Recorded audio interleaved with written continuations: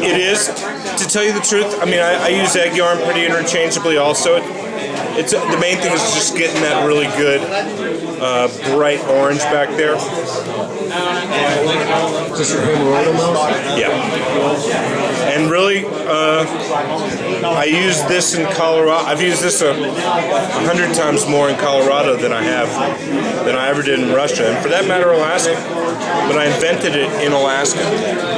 Towards the end of the year, when everybody was like, "Oh, the fish have quit biting mice. They won't eat mice anymore." I was like, well, what if the mouse looked like it was carrying some eggs? Because the fish kept coming up and eating my orange indicator for my clients.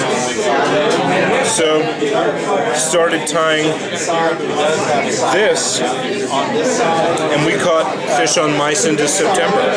Just really late in Alaska. By then, it's almost entirely wet flies.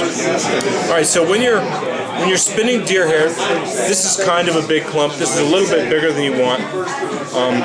You want to kind of hold it by the tips. Hold it by the tips. And shake out some of the insulary fibers that are closer to the skin.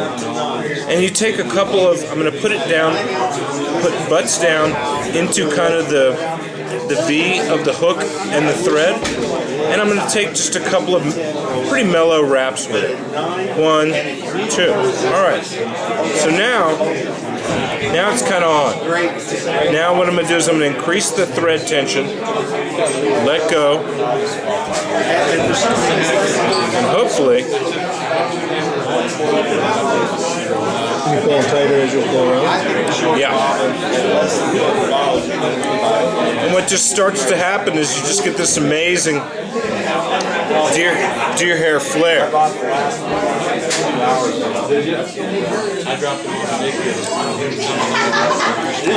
right. About a 140 deer.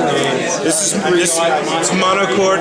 You don't really want to flare, do deer hair with much less than 3/0. It's a good kind of rule of thumb. And you can do it with 6, but sooner or later it breaks, and then you start to hate life. Tying. Oh, these hooks are so mean.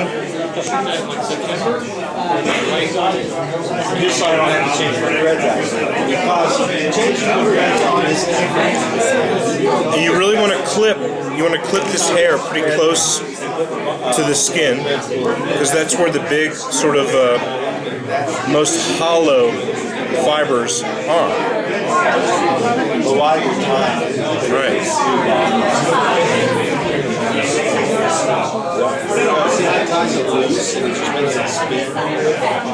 Isn't that fun?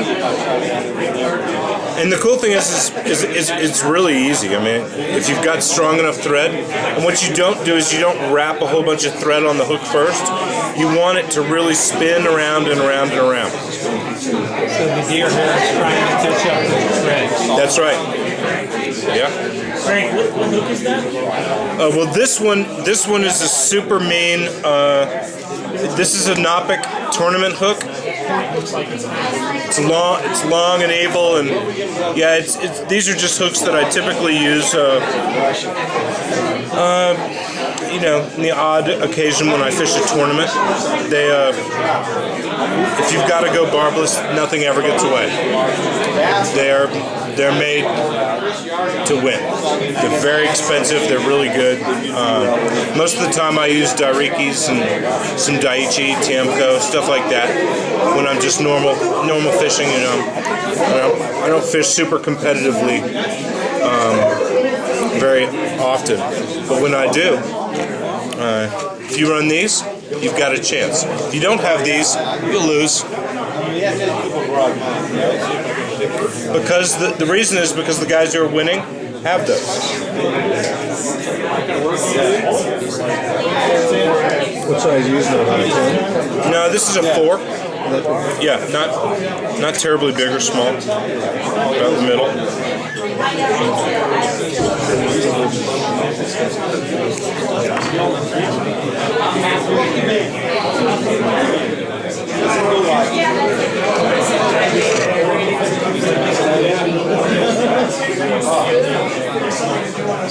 Versus those.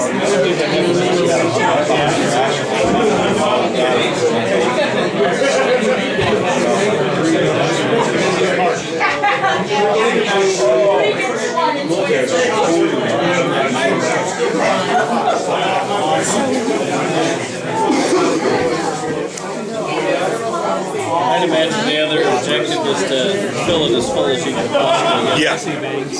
Squish it and pack it. Squish it, pack it between layers of deer hair. You want to really pack them down with your hand like that, and just get it to where it's really consistent,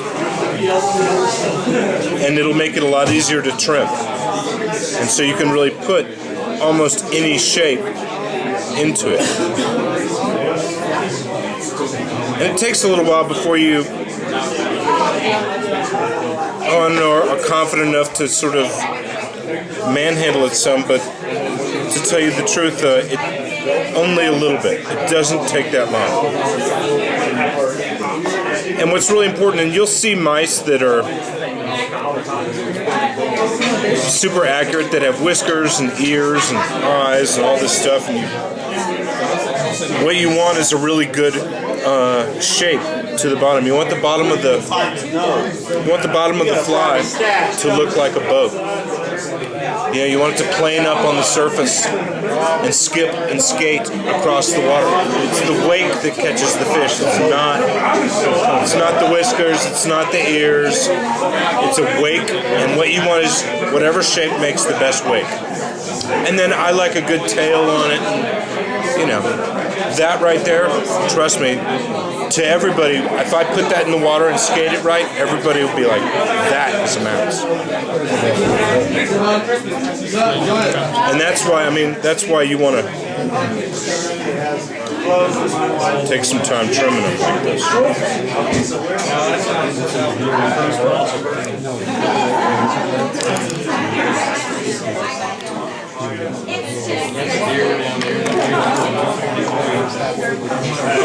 Alright.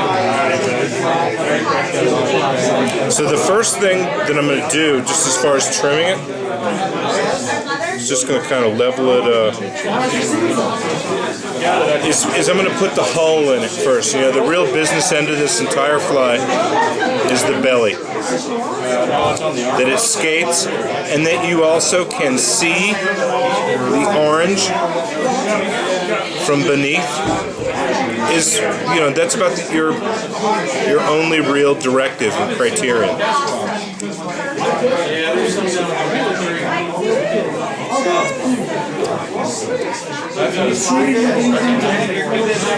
Yeah, I mean, you know, we went through a ton of gink, and because the fishing was so busy over there, we actually had to rotate mice out a lot.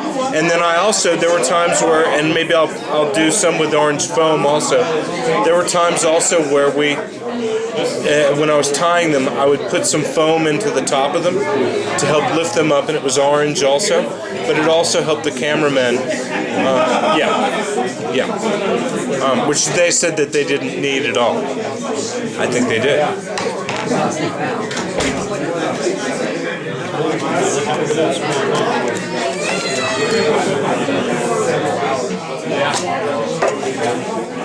Alright, trimming deer hair, messy. My wife is still coming to terms with my whole fly tying habit.